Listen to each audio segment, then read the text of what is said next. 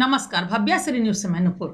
आजकल आप सड़कों पे चलिए तो पुलिस वाले को देख करके पब्लिक इस तरह मास्क ठीक करती है, यानी कि लापरवाह भी बहुत ज्यादा पब्लिक होते हैं जो सड़कों पे चलते हैं या ट्रेन में, बसेस में। आप देख लीजिए तो वो मास्क को नीचे लगाते हैं, लेकिन लगाए जरूर रहेंगे कि ताकि हम पे फाइन या जुर्माना ना रख दिया जाए।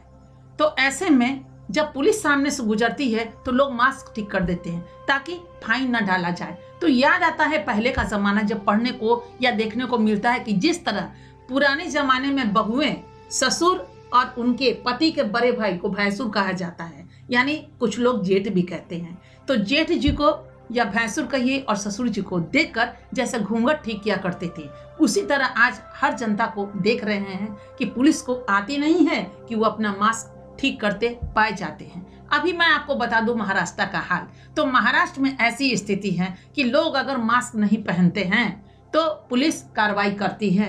नेचुरली है उनके लिए और अपने राज्य की सुरक्षा के लिए, कि ताकि हमारा राज्य सुरक्षित रहे। तो इसमें बुरा नहीं है, बिल्कुल सख्ती बरतनी चाहिए। और ऐसे में जनता को देखिए, यहाँ की पब्लिक जो है कान में मास्क लगा देगी लेकिन ऊपर से सरका कर घूमती फिरती है, और जैसे ही देखेगी कि पुलिस वाले आ गए कि वो मास्क को ऊपर कर लेती है। तो ऐसे में पुलिस वाले कहाँ कहते हैं ना कि तू डाल डाल मैं पात पात, तो ऐसे भी कहते हैं चोर और पुलिस की जो लड़ाई होती है वो पुराने दिनों से ही होती आ रही है। पुलिस अपने अख्तियार में रहते हैं कि उनको कैसे पकड़ा जाए चोर को, और चोर भी सोचता है कि किसी तरह दबे पांव हम बगल की गली से निकल जाते हैं, लेकिन ऐसा होता नहीं है। पुलिस हर हाल में चोर को चोरी करते पकड़ ही लेते हैं। और अभी हाल में ही मैं आपको बताऊं कि कुछ दिन पहले, और आज भी वो हो रहा है कि 250 रुपया फाइन है।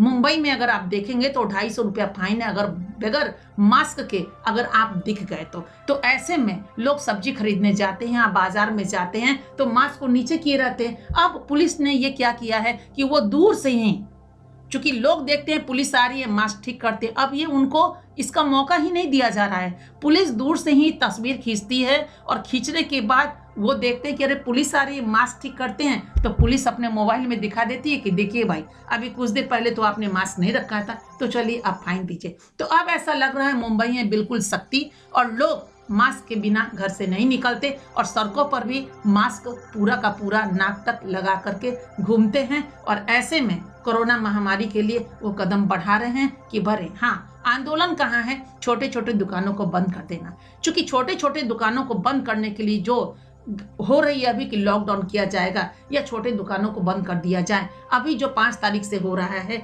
अभी मिनी लॉकडाउन की जो घोषणा कर दी गई है, इसमें देख करके लोग कह रहे हैं या दुकानदार आंदोलन पर उतारू है कि नहीं।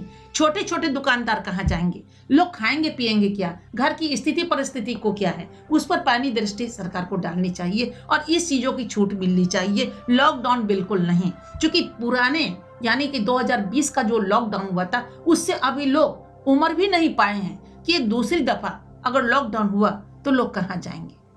घर में किस तरह की स्थिति उत्पन्न हो जाएगी? बड़े को प्रभाव नहीं पड़ेगा, छोटे को भी उतना प्रभाव नहीं पड़ेगा, क्योंकि साग सब्जियां बिकती रहेंगी, दुकानें खुलती रहेंगी, खाने पीने का जो वस्तु है वो तो बिकता ही रहेगा।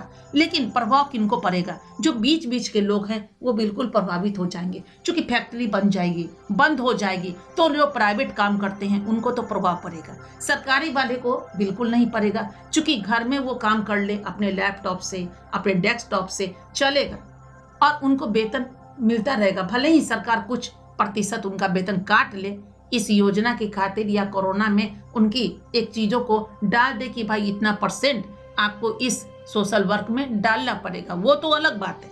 लेकिन फिर भी मंथली में उनको खाने तक का पैसा तो मिल ही जाएगा। लेकिन जो लोग प्राइवेट जॉब करते हैं उनका क्या? उनके विषय में भी सोचना चाहिए कि उनको भी उस तरह की चीजें दे दीजिए। देश में लॉकडाउन ही करना हो, पूरे भारत की बात अगर की जाए, और अगर ऐसी स्थिति आ रही है तो सबसे पहले तो चुनाव को ही रोक देना चाहिए। अभी देखा जाए तो 15 तारीख यानी 15 अप्रैल से अभी उत्तर प्रदेश में चुनाव होना है, पंचायती चुनाव। इस चुनाव की अभी जरूरत शायद नहीं है मेरे अनुसार। अब बहुत सारे ऐसे लोग हैं जो तड़प रहे हैं कि अगर लॉकडाउन हो उससे पहले जो भी चुनाव प्रक्रिया होना है उसे रोक दिया जाए, पहले इस महामारी को सलट लिया जाए और उसके बाद जो भी चुनाव होना है अपने हाथ की चीजें अपने हाथ की चीज तो कभी भी की जा सकती है, लेकिन कोरोना को हटाना अपने बस की बात नहीं। तो समय रहते चेता जाए। और जब लॉकडाउन है तो इस बार लॉकडाउन का होना कितना उचित है और कितना अनुचित है, ये तो जनता बखूबी सोच रही है, जान रही है। लेकिन कहीं कहीं बहुत सारी जनता मजबूर है, कह नहीं पाते। और 2 पार्टियों 3 पार्टियों के बीच इस तरह की चीजें आ रही है सामने, होना चाहिए या नहीं होना चाहिए। एक दूसरे पे दोषारोपण होता रहा है और होता रहेगा ही। लेकिन क्या लॉकडाउन होना चाहिए? बिल्कुल हाँ या ना, ये सोचना आपका काम है। लेकिन कहना ये गलत ना होगा कि लॉकडाउन से क्या बिजली बिल आना बंद हो जाएगा, लॉकडाउन से क्या राशन वाले पैसा लेने बंद कर देंगे और हमारे घर में राशन आ जाएगा क्या, या फिर दूध, चाय पत्ती, चीनी, ये प्रतिदिन अंग्रेज तो छोड़ के चले गए 2 चीजों को। एक चाय को यानी चाय पत्ती को छोड़ दिया, चाय बनाना सिखला दिया। वो आज बगैर चाय पिए हुए सुबह नहीं होती। दूसरी चीज अंग्रेज छोड़कर गए अंग्रेजी, जिसके बिना आप एक कदम चल नहीं सकते। ये 2 चीजों को अंग्रेज छोड़कर गए हैं। अब ये देखना होगा कि सुबह जब बगैर चाय की होती नहीं है तो दूध, चीनी और चाय पत्ती कहां से आएगा? क्या उसमें छूट हुई?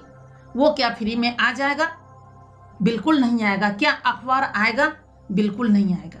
तो ऐसे में हर चीजों पे छूट होनी चाहिए और हर चीजों को माफ कर देना चाहिए। जो भी अगर लॉकडाउन करना हो तो बिजली की जो भी समस्याएं हैं उस समस्या पे सरकार को पहली दृष्टि डालना चाहिए। और जो भी बिजली का बिल है वो उस अंतराल में, यानी जितने महीने का लॉकडाउन पिछली दफा हुआ है, पहले तो पिछली दफा का भी जो भी बिल है वो उस उपभोक्ता का माफ कर देना चाहिए जिसने बिजली चलाई है। क्योंकि किस मर्म से अगर वो बिजली बिल नहीं डालती है, पैसे उसके नहीं वहां जमा किए जाते हैं काउंटर पे, तो तीसरे महीने में ही तो बिजली काट दी जाती है। तो अंधेरे में तो कोई रहेगा नहीं, तो आधी पेट खाकर लोग जीता है और बिजली का बिल वहां भरना पड़ता है लोगों को। ये मुसीबत है बहुत सारे स्टेट में। कुछ जगहों पे ऐसा नहीं है जहां लोग चलिए लेन देन करके वो बिजली चलती रहती है, लेकिन आगामी बहुत ज्यादा 10-20 हजार हो जाते हैं तो बिजली बिल फिर भी वहां पे जमा करना पड़ता है, सख्ती बढ़ती जाती है। लेकिन हम फिलहाल आपको बात करते हैं कोरोना काल के दौरान